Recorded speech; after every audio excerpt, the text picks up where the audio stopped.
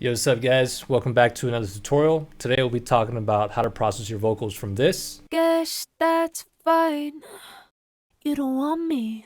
to this. Guess that's fine. You don't want me. Alright, before we get started, I just want to let you know that if you want this project file, you can get it on my Patreon. I'm probably not going to include the whole entire vocal, but I'll probably include like a stem of it, and you'll also get the whole entire processing chain that I'm going to show you in this video. I'm probably not going to include the guitars either, which you might hear later. Those are going to be part of a sample pack that I got released later down the line. So yeah, if you want to go ahead and get this project file or support my Patreon page, feel free to click the link in the description below. On my Patreon page, you also find like other project files that I upload there. For example, like my Midas remake that I've done before, as well as future project files from future videos that I'll be posting. Also, big shout out to my friend Jules for helping me out with this vocal. She's the one that sang it. She's super talented. She's collabed with artists like Crystal Skies, Starseed, and other great artists. So if you want to check her out, feel free to check her out. I'll leave all her links in the description below. And lastly, big shout out to Nurko and Miles Away. Nurko is actually the one who originally taught me how to process my vocals, so a lot of this chain is from Nurko. And then also big shout out to Miles Away for basically kind of like touching up the chain, giving that extra Miles Away spice, and also like a lot of these concepts I'll be sharing are also from Miles Away as well. All right, so let's go ahead and get started on this tutorial. All right, so basically before you process your vocals, there might be some things you may want to look out for. Generally, you won't really run into too many issues if you have like a pro singer versus like an amateur singer.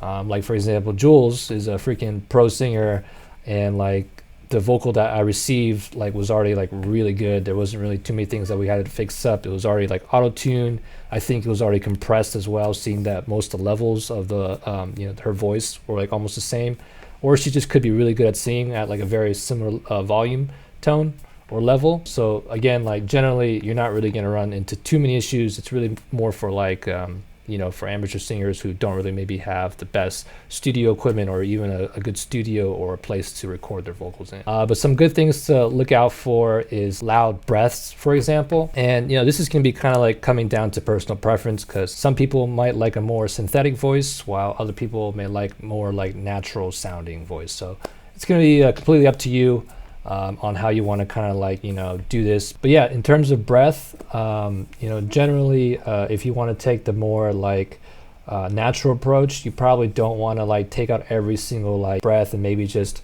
take out like the really loud ones. For example, like if you have like a really loud breath in your drop, that's just going to be like added extra white noise, so you might want to take that out. Or if you want to like go completely synthetic, then you can just kind of like minus the dBs for every single breath. I don't really have Melodyne, but Miles Away basically shared with me generally in Melodyne, if the breath tends to be like really loud, he'll kind of like maybe minus like 6 to 8 dBs on it.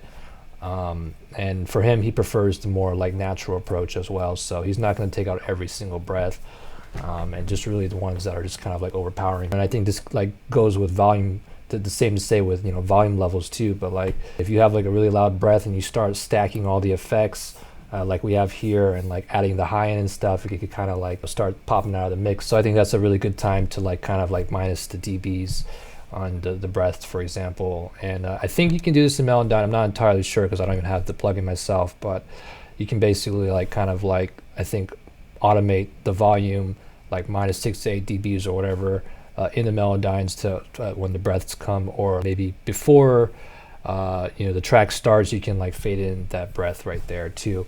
And if you don't have Melodyne, you can basically just do the a very similar process and just kind of like automate the volume on your DAW basically. Or there's also this plugin called, I think it was Isotope Breath Control, which pretty much does exactly what we're talking about, and just like kind of automates the process. I don't know exactly how it works, but from what I've heard, it's just like a slap and go plugin that you can just put on the end of your chain, and it's going to basically like take care of all like the issues with the breath and stuff like that. So, and the same thing kind of goes for volume as well. With Jules vocals, we didn't really have to do much. A glue compressor already was enough to kind of like control the volume. But there's also some people who are like like to go for the synthetic voice and like manually like go in and make sure like the volume is equal. That's perfectly fine. It's just kind of like personal preference, and you can do that in the Melodyne or you can also just like do that manually in your DAW as well. And then for auto tune, again, like if you have a pro singer, generally the vocal will already come tuned.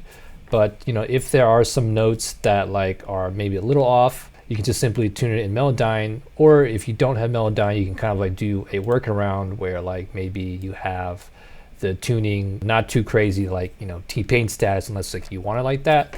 But like you can kind of like, you know, maybe have it like at, you know, 60 or whatever that kind of like sounds where it's not too tuned.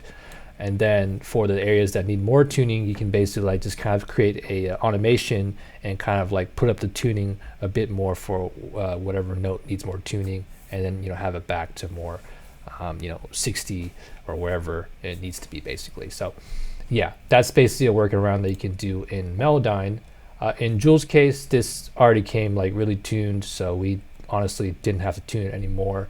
Sometimes I've seen Nurko like tune the vocals even more. Again, very you know, very subtle or subtly. You know, it just really depends on personal preference and what you like. Another thing that you should look out for is making sure that it's on time.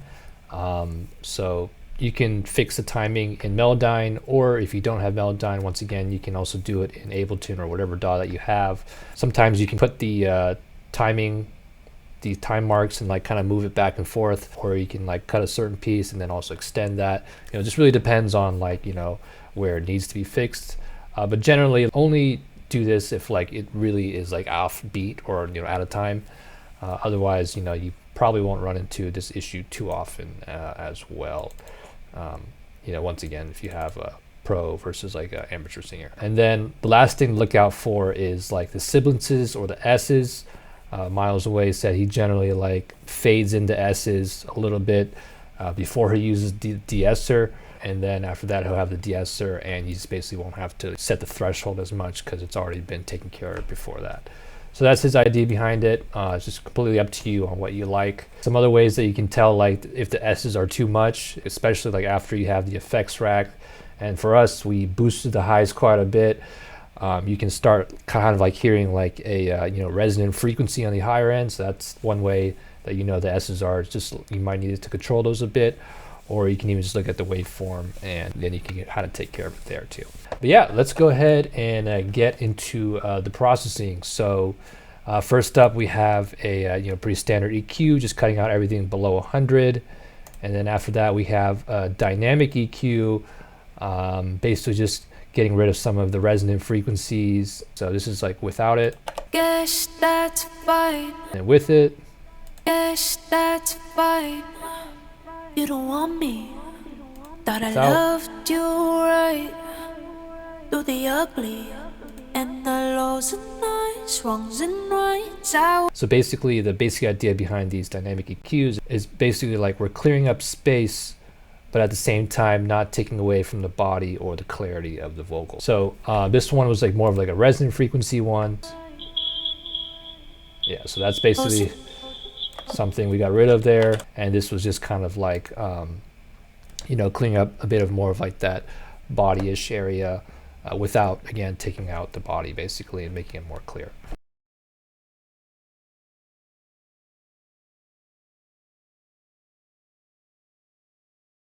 So yeah, that's basically the basic idea of the dynamic EQ there. And then we actually have a soothe after to clean up even more frequencies. So this is without the soothe. Guess that's fine. You don't want me. You can already kind of hear like how, you know, muddier it sounds. And then when we put the soothe on, Guess that's fine. more clear and You don't want spacey. me. And so basically the basic idea of like why we have, you know, the fab filter before the soothe is basically like we're taking out like the more harsh frequencies first on the fab filter, and then after that we're doing some more EQing again on the soothe. I think you might be able to get away with just doing the soothe too. I think it's probably going to come down to personal preference, but I definitely like the way this sounded a lot more when we had the fab filter and the soothe, so I just decided to go with that. And after that, we basically just have a standard compressor, just using RVox, just like a one button thing. This is without the compressor. Guess that's fine. You don't want me. And then with the compressor. Guess that's fine. You don't want me. So yeah, pretty standard compression there. And the next step, we have a glue compressor, which is doing two different things. Number one, it's basically controlling the volume.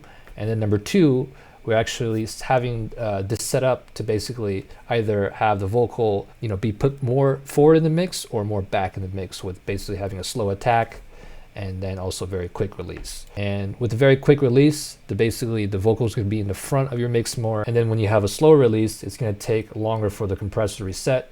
And as the compressor's on for more time, there's actually more gain reduction happening, which is why it's basically either putting the vocal in the front more or the back more. Generally, you want to do this with in context, and kind of just like gently like mix the vocal in, so it's not like too in the front as well as not too in the back. And that's basically just done by listening to everything in context with your instruments, and then kind of like playing with the release to taste. Again, this one we didn't really have too much. We just had like a guitar in the background, but basically I'll just kind of give you the basic idea. So right now we have the release just really quick. Guess that's fine. You don't want me. And then we're gonna have basically just like way in the back, or a really slow release. Guess that's fine. You don't want me. And then Thought quick I release. loved you right. Do the ugly and the slow lows release. and highs, wrongs and rights. I was kind when you cut the. So yeah, just like a really quick button or a quick way to basically put your again vocal in the front or more in the back, basically. So that's literally what the glue compressor is doing. And then up next is we just have a de-esser around the 10,000 frequency, and just basic threshold to taste. Again, like this vocal is like already really good, so we didn't really have to do too much there. And this is again to, in case you don't know, take out the sibilances or the S's and stuff. And then Saturn, just saturating everything to kind of get that like pop, kind of like professional sound that you hear. That's like really common in EDM tracks and stuff. And after that, we actually are doing like some type of analog EQ, just really boosting a lot of the highs, and then boosting around the 3K range as well as some of the lower mids. And we're not really doing anything here. This really just kind of like brightens up your sound.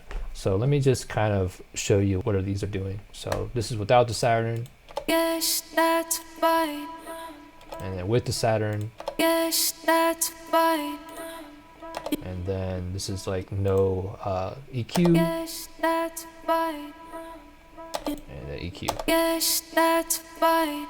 So yeah, making everything a lot more brighter basically. And then next up we have another FabFilter Pro, which is actually just boosting the highs again to get that more like professional like vocal or extra sparkle. This is basically going to be done to taste. Again, there's not really too much in this track besides the guitar, but generally you want to like boost this to taste, and kind of like hear how it sounds in the mix. And then with this, generally you also want to be careful when you're boosting this, because that's when like the S's and the sibilances basically pop out a lot more. So that's why we have a de-esser before that. And you can totally use a fab filter and it'll sound just fine. I think Miles Away likes to use the mag EQ to do a very similar process behind this. And then we have another RVox here. This is actually not doing anything in terms of compression. I'm actually just using it for the gate. Again, this was recorded really well by Jules, so there wasn't really too much background noise, but something that Nurko taught me was actually he likes to use the gate on the RVox in the case where you might hear like a fan in the background. Ideally, you probably don't want like too much noises in the back, but in the case that there's something, there, you can use this gate and it'll basically take out the noise. I can't really show you an example because, again, Jules already did a great job recording this. So, all right, the next step, we basically have this like parallel reverb. We just have a standard reverb on the wet and then dry on nothing, basically. And then minusing the dBs to taste. And then I think there's a certain preset that we use, which is stereo plate. I can't exactly remember which one does what. From what I believe, I could be wrong, I can't really remember, but I think the purpose of this one was actually to put the vocal a bit more forward in the mix, and I think there's some reverbs that actually put it more in the back. I could be wrong because I don't remember exactly. So you might want to double check on that. But then after that, basically we have standard EQ, cutting out everything below 100, dipping out some of the resonant frequencies and dipping out some of the highs. And then we're basically side chaining the reverb to the vocal, really quick release and attack, and just by minus 21 or so dBs for the threshold. And then after that, we actually have another reverb. This reverb is actually setting, you know, it to be more in like, you know, a certain space. So that's basically what this is doing. And same thing, we're cutting out the below 100s, resonant frequencies, cutting out some of the highs, and then same thing with the side chain. And then up next, we have a H delay, ping pong, about a fourth, and you know, 100% wet, same idea as the reverb. And this time we're doing another EQ, cutting everything below 100 and actually just taking out all the highs, and actually another EQ, taking out more of the highs, just because like when we added, especially like when we had the instruments together, the delay actually just kept repeating the words over and over.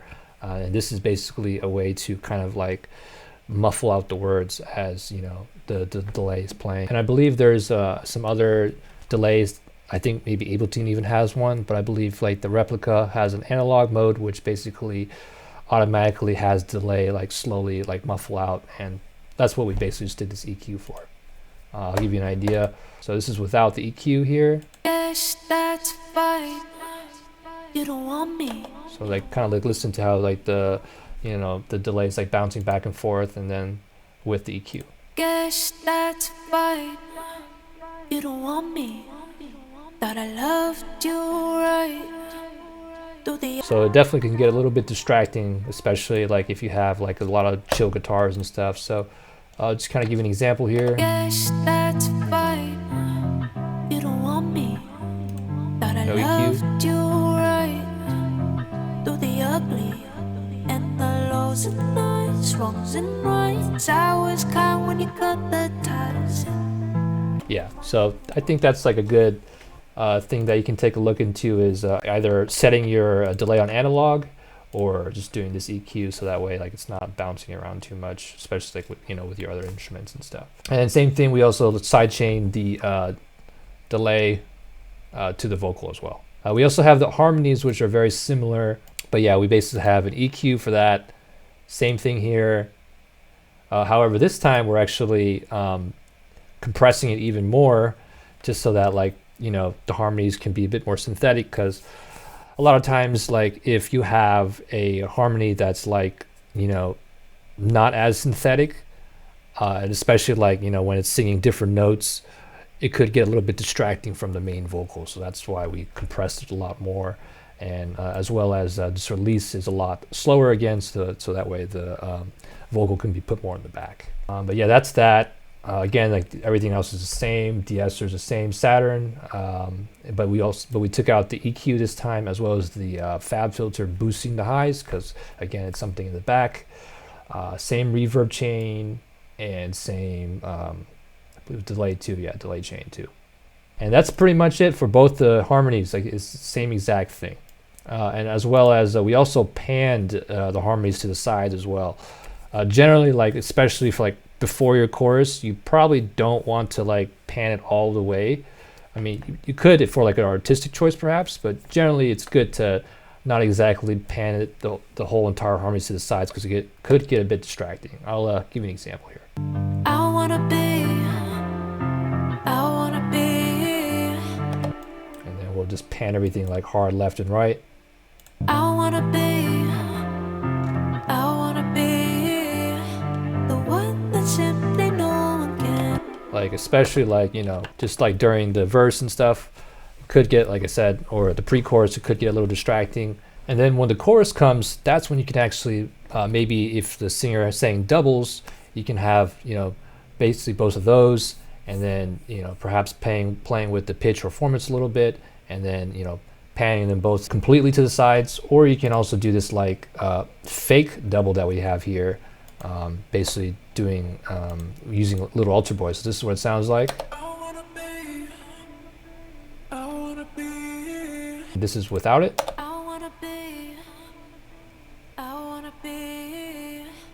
And so just like really to the sides. And then, yeah, like I said, if you don't have little altar boy, you can literally do the same thing with your vocals, and kind of like panning one hard to the left, one hard to the right, kind of having them both a little off time from each other, and then playing with the pitch or the formants, and you'll basically get the same exact result. And just to kind of give you an example of what it would sound like with the fake double, this obviously is not the chorus, but you can just get the basic idea of like how it kind of like makes everything sound really full. I'm gonna be the best thing that you're gonna lose. So those are off. You're gonna lose.